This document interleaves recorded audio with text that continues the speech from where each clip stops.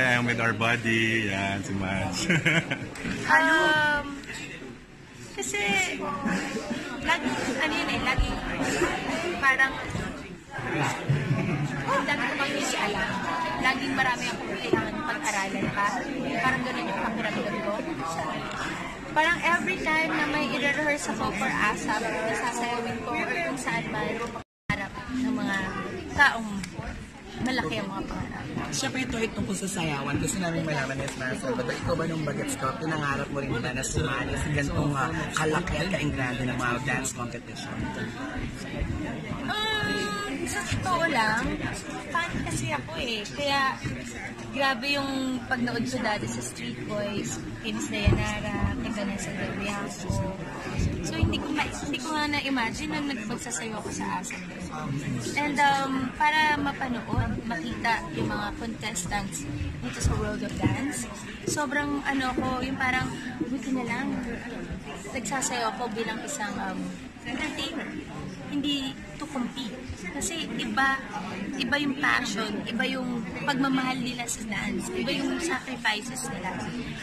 Yung akala mo, nanay ako ng lahat, kasi kulang na lang iyakan ko sila lahat dahil sa mga sacrifices na nakakwento nila. Marating lang nila kung nasan sila ngayon. Nakakatuwa kasi parang pag pinapanood na. Pero nakakandili mo, iba siya. Mga Salvador lang. Mga Salvador at masaya ako na nandito. Pag kunwari Sabado, Linggo, umuwi ako kaagad kasi sinasabi ko, gusto kong panoorin yung mga lalaking tumatampi, Street Boys. Tapos hanggang sa naging idol ko po si Miss Dayanara kasi syempre sa ASAP din po. Kasi Miss Vanessa Del Riaco. I remember nakasayaw ko pa siya sa Star Magic Anniversary Prod sa ASAP. Parang baguhang artista ako, tapos tinanong ko sino yung idol ko. Tapos yun yung pinerform namin, na akala ko, sinasabihan ko lang si Vanessa na nasa BTR, and then nag-open yung LED, tapos sabay kami sumayaw. Ang tsaka nun kasi, nung katabi ko na siya, ayaw ko magkamali, nagbibilang ko habang nagsasayaw, 5, 4, 3. Naka-close up. Hindi. So, yun. Andun ako sa siguro po 16 years na po. Pag-16 sa March na ako sa industry. At una po talaga akong minahal nila sa pagsasayaw. Dahil po yun sa tulong ni Kuya Dennis sa habang ng Teacher Jusel. Kung isa po ako talaga sa mga pinagtsagaan nilang turuan para mas maging confident pa po ako sa talent ko na pagsasayaw. Kasi dati medyo mahiyaan po ako. Diba dito na? Actually, hindi ako nangyayari. Kasi hindi ko malilimutan. I don't know who I shared this with from ASAP. Pero I think it was the first or second time na umapak siya sa stage para mag-rehearse. Rehearsal pa lang. So, syempre, umaga pa lang, call time namin maaga para we can run all the songs. Tapos they said, okay, si Maha, we need you on stage. Ganyan. So, nakaupo lang ako dun sa harap. And then she came out to dance. Naka-sweats lang siya nun eh. Pero nung sumayaw to, si Maha, talagang I had to look for yung mga heads ng ASAP. At tinanong ko, sino to? Sino siya? That's Maha's now, Salvador. So kasama dun sa Salvador family. Yes. Pero I've never seen a Salvador move like Maha Salvador. And it was, I think, at that time, na sinabi ko talaga sa sarili ko, kung may mga iba pang mga kabataan katulad niya na maaaring gumalaw ng kanya, iiba talaga yung takbo ng dance scene in the Philippines. And she went beyond my expectation. Hindi lang siya isang dancer. But we all know that she's an award-winning actress. And so, din talaga ko talaga to because napatunayan niya 16 years and she can still do what she did 16 years ago. That says something. That says a lot. That's just that's my personal experience with her. Watching her like that. Sitting there, tapos tingin siya. Iyak na yan. Hindi naman nag-inig sa siya. Hindi ako iyak.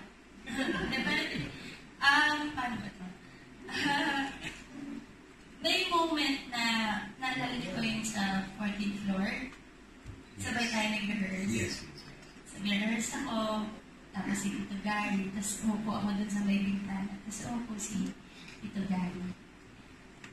Tapos yung naalala mo yung sinabi mo sa akin, Tito Gary. Ano yung sinabi? Pakutang mo na kayo. yung sabi mo na, just wait for it. Bibigay ni God. Ah, yes. And then, nung in-offer na po itong World of Dance Philippines, kasama si Tito Gary, sabi ko, grabe, hindi ko lang siya kasama sa ASAP. Kasi syempre, idolo ko din po. Idolo ko. Na idol ko si Tito Gary. Hindi lang pagdating sa pagsasayaw, sa pag-perform, kundi kung paano siya. And then, nangyari yung may Yung challenge. Yeah, Opo. health challenge. Yung health challenge ni Tito Gary. Tapos, yung buong World of Dance staff, dadalawin si Tito Gary. Si Billy kasi dinalaw na hindi ko masabi straight sa kanila na hindi ko kaya makitang mahina si Tito Gary kasi gino po ako, hindi ko kaya makitang mahina yung mga taong mahal ko, lalo na kung sila yung bibigay ng inspiration sa akin. Okay, ito malakas na ako ngayon mo yun. Kasi ikaw, Ikaw kasi. hindi, pero yun po yun. Kaya, hindi ko kasi talaga kaya. Pero nandun yung talaga yung text. Saka in-explain din ni Tita Angelica. Yeah. Yun yung reason. Hindi ko talaga, hindi ko kaya. So, pero nag-text naman ako. And, hindi ko naman sinacheck si Tita Gary. Galit na galit si Tugari. Nag-send sa amin, sabi yung lahat sa iyo, dumalaw si Mahay. Nakaayos lang din eh. Nag-away yung detail, hindi maklaro si Mahay. Naayos lang dahil sa World of Dance. Pero galit na galit si Tugari. Awat ang mga Marshall. Sigurado ka, may natututunan na dyan. Hindi ko harap ka mag-abuhan. Hindi, pero yun, kaya sobrang sinasabi ko na sana gumaling na agad para kami pa rin. And thank you, Lord. Iba.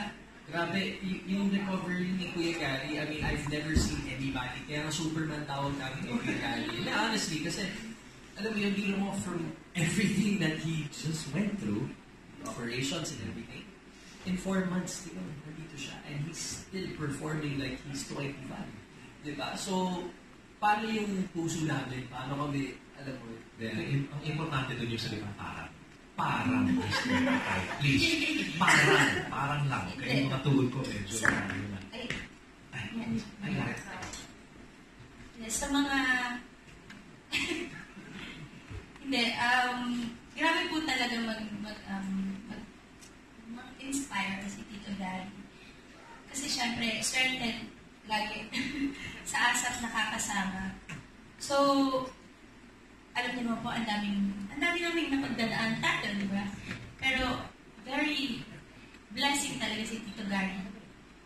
Sa akin, I'm sure sa amin lahat. Dahil, iba siyang mag-inspire ng tao. Yung talagang hindi ka mag-i-give up sa kung ano man kung nasaan ka man. Kung ano man yung pinagdadaanan mo. Kasi, lagi niyang pinapaalala niya sa'yo na just God. Just keep on praying. So, yun yung din ako lagi. Kaya pag Sunday, lagi kong kinukulit ko ito Gary. Pero hindi niya alam, gusto ko lang makarinig ng magagandang words. Yeah. And when Gary Valenciano talks, everybody listens. Okay, we are down to our last question, and that killer question will come. And to your last, please.